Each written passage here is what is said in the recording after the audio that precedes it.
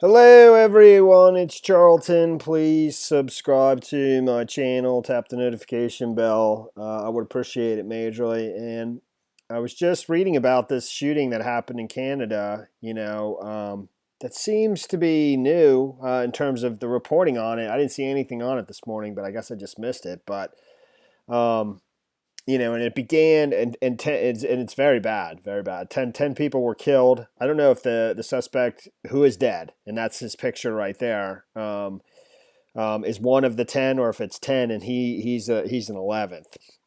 And a police officer, I believe a policewoman, was killed as well.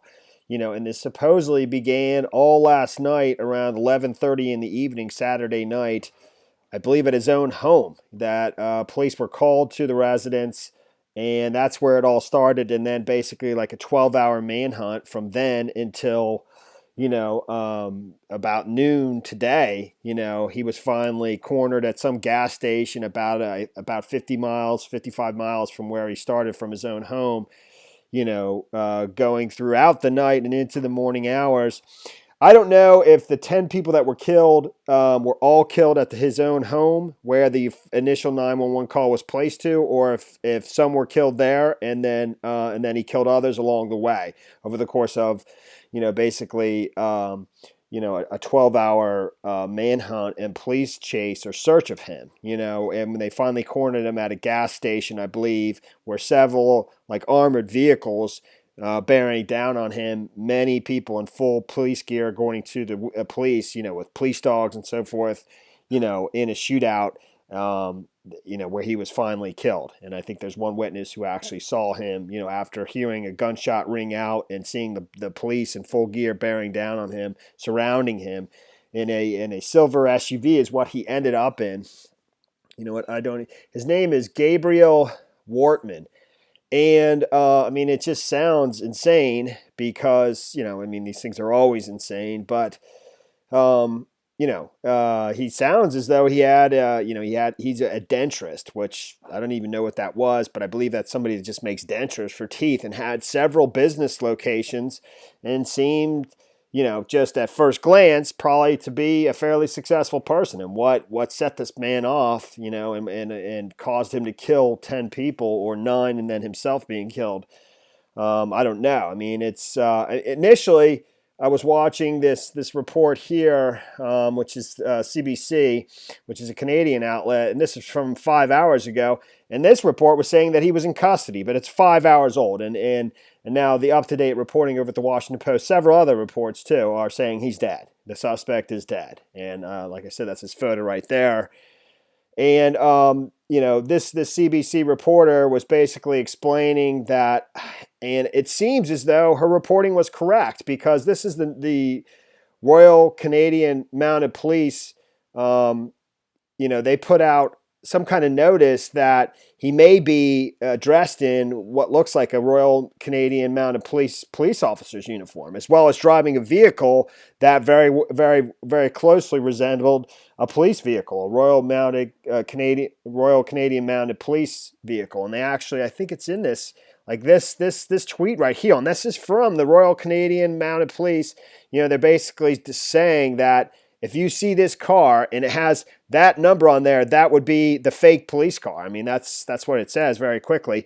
But I don't know if that reporting was correct or accurate. I mean, it seems as though it was. But at some point, he changed from this vehicle to a silver SUV that he probably hijacked from somebody else. And that's what he was finally caught. I think in Halifax, Nova Scotia. I mean, this is, like I said, this is in Canada. I believe he lives in Portapique.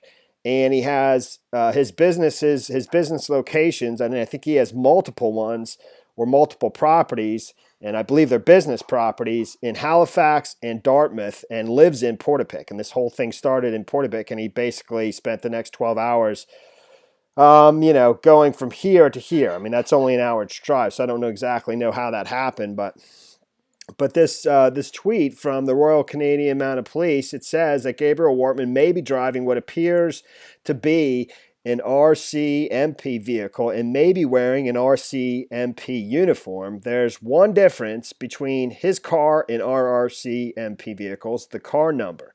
The suspect's car is 28B11 behind the rear window. If you see 28B11, call 911 immediately. So that almost makes you think they have the car in custody, and that's the fake police car. I think if I'm interpreting that correctly. So there's just another photo of the same individual. It's the same photo from before.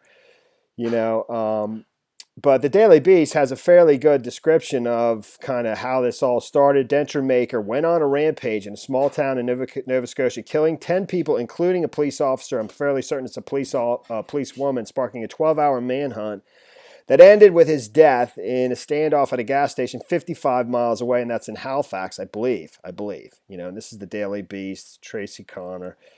The Royal Canadian Mounted Police identified the suspect as 51-year-old Gabriel Wortman, who owns denture clinics in Dartmouth and Halifax. The terrifying incident began late Saturday night in rural Portapique, where Wortman lives, when officers responded to 911 calls about gunfire. When police arrived at the scene, member located several casualties inside and outside the home. Chief Superintendent Chris Leather said at a news conference on Sunday evening. They did not, however, locate the suspect. Police swarmed the area and began hunting for Wortman, who apparently set several buildings on fire before leaving the rural town of 1600 and heading towards the port city of Halifax.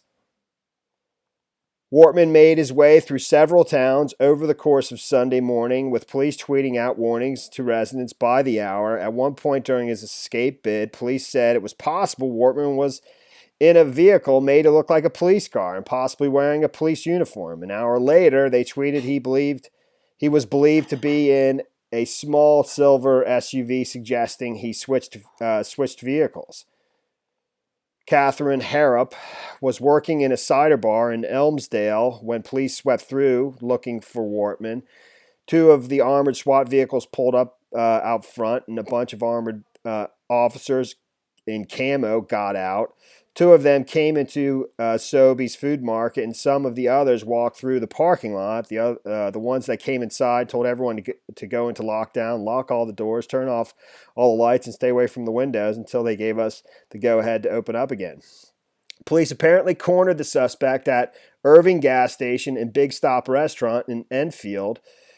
A truck driver there told CTV News he heard a gas station employee shouting. She goes, "Oh my God, lock the doors, he's here." I peek out the window and I saw some RCMP vehicles, and there was 4 or 5 uniforms with guns, the driver said. Another witness, Glenn Hines, said, "All I could hear was gunshots, and my wife, and I thought I was going to call 911 because she was going into panic. It scared her so bad." Paul Hanrahan told the Chronicle Herald she was driving home when she saw the commotion. "I could see the back end of a silver SUV, and oh my dear, there were more men than I could count in full gear with police on the back and assault rifles in their hands. All you could hear were the dogs growling, clawing at the pavement to get to this vehicle, and men yelling."